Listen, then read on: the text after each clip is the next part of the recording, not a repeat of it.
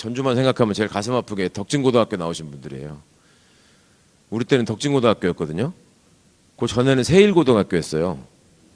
그러다가 이게 또 전일고등학교가 되잖아요. 그러니까 내가 야 너는 고등학교를 어디 나온 거예요? 그러면 주진우 있죠, 주진우. 기자 주진우. 주진우가 덕진고등학교 나왔습니다. 주진우한테 하는 말이 너 고등학교 어디 나온 거예요? 거기다가 또 주진우가 자랑하는 지네 고등학교 선배가 또 있죠. 쌍방울 김성태.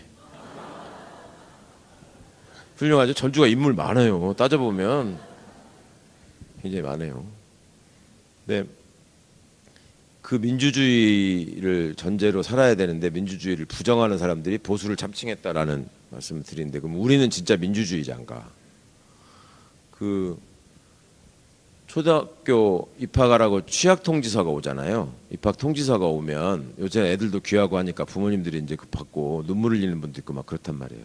그러면 그 어린 애들을 상대로 마케팅하는 데에서 조사를 해봤더니 초등학교에 한 명이 입학하면 평균 8명한테 선물을 받는데요.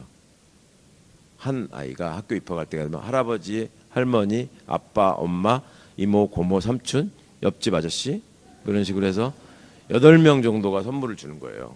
가방 사주고 옷 사주고 신발 사주고 막 하잖아요. 근데 그걸 사주면서 아이고 우리 길동이가 벌써 이렇게 커가지고 학교를 들어가네. 너무 마음이 좋다고 하면서 그 다음부터 동시에 똑같은 주문을 외워 애한테. 얘기해 보세요. 학교 들어가면 선생님 말씀 잘 듣고 공부 잘해라. 요새는 싸우지 말라고도 하십니까? 많이 좋아졌어요 우리나라가. 그러니까 중국 사람들은 아이들한테 한중일이 차이가 있다고 하면서 누가 그러더라고요. 중국 사람들은 애들을 잘할 때 뭐라고 하는지, 일본 사람들은 뭐라고 하는지, 한국 사람들은 뭐라고 하는지 이게 확실히 다르답니다. 일본 사람들은 남한테 폐를 끼치지 마라 라고 가르친대요. 중국 사람들은 남의 일에 참견하지 마라고 가르친대요. 그러니까 중국에서는 길거리에서 누가 죽어가고 있어도 아무도 돌보지 않습니다. 그 사람은. 그런 장면 영상 찾아보시면 나올 거예요. 한국 사람들은 아이들한테 뭐라고 가르치느냐? 남한테 지지 마라. 그죠? 특히 남자애들 싸우다가 들어가면은 부모님한테 너 맞고 들어왔다고 온 날 이겨서 졌어. 이거부터 들으신 분들 많이 있었을 거예요. 그리고 학교 들어가서도 계속 석차로 사람을 구분한단 말이에요. 그러니까 부모들이 주문을 외우는 거야. 학교 들어가서 선생님 말씀 잘 듣고 공부 잘해라. 그게 뭡니까? 선생님 말씀 잘 들어라라고 하는 말은 네가 거기서 모시고 섬겨야 할 절대자가 있다. 개기지 마라. 센 사람한테 개기지 마라. 두 번째, 공부 잘해라. 수단 방법을 가리지 않고 경쟁에서 승리해서 네가 점수를 얻어야 된다. 그렇죠? 그래가지고 아이를 사랑한다는 이름으로 아이를 압박하죠. 학원 가라. 숙제 안 했냐? 잠이 오냐 지금? 텔레비는 꼭 시험 볼 때만 재밌지. 끝나면 보지도 않고 게임만 하는 것들이 이렇게 한단 말이죠. 그러면 그렇게 해서 들어가가지고 선생님 말씀 잘 듣고 공부를 잘하면 타이틀이 따라오는데 모범생이라고 불러요. 그런 사람을. 모범생. 또 우등생이라고 불러요. 반대말이 뭐예요? 모범생은 소수예요. 대부분은 모범생의 반대말이 문제야. 우등생도 소수예요. 대부분은 우등생의 반대말은 열등생. 그죠? 그런 과정을 통해서 쭉 그 트랙을 따라서 오면 그걸 엘리트라고 부릅니다. 엘리트. 그죠? 그래가지고 도대체 어떻게 엘리트 교육을 받은 것들이 내란에 가담해가지고 저렇게 주도할 수 있느냐라고 얘기했단 말이에요, 우리가. 그러면서 서울법대 내란과 육사 반란과 경찰대 부역학과 이게 다 엘리트 양성 기관에서 어떻게 그럴 수가 있냐라고 얘기한단 말이에요. 엘리트가 뭡니까? 뜻이?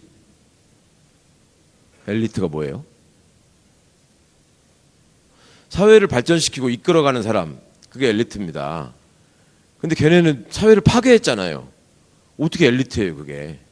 엘리트 중에 엘리트가 누구냐? 그러면 딱 말씀하시는 분들 있죠. 엘리트 중에 엘리트가 누구냐? 그래, 내가 생각할 때는 서울대 총장 아닐까? 그 다음에 또 엘리트 중에 엘리트가 누구냐? 대법원장 아닐까? 이번에 우리 대법원장 멋있었죠? 그렇게 한다는 거는 누구도 상상 못한 일인데 저질러 버리잖아 그냥. 그러고서 좀 뭉개고 있잖아요 또. 엘리트 중에 엘리트, 막 정통 법관, 엘리트 중에 엘리트. 너 왜 룸사롱 가서 술 먹었어? 그러니까 난 삼겹살만 먹습니다. 아이고 서울법대 내락과 8위학번 중요한 사람 하나 빼먹었네. 삼겹살 얘기하니까 그 삼겹살 사진 합성했는데 왜곡 보도했다고 막 난리친 놈 하나 있죠. 박수영이. 그것도 서울법대 내락과 8위학번이야. 어쩌면 그런가 몰라. 네. 거기다가 이번에 원내대표 된 송원석 있죠. 서울법대 내락과 8위학번. 대단하죠. 그래서 조국이 감옥에 간 겁니다. 그게 희귀한 존재거든. 그 트랙에 안 맞잖아 좀. 그래서 그런 과정을 겪어서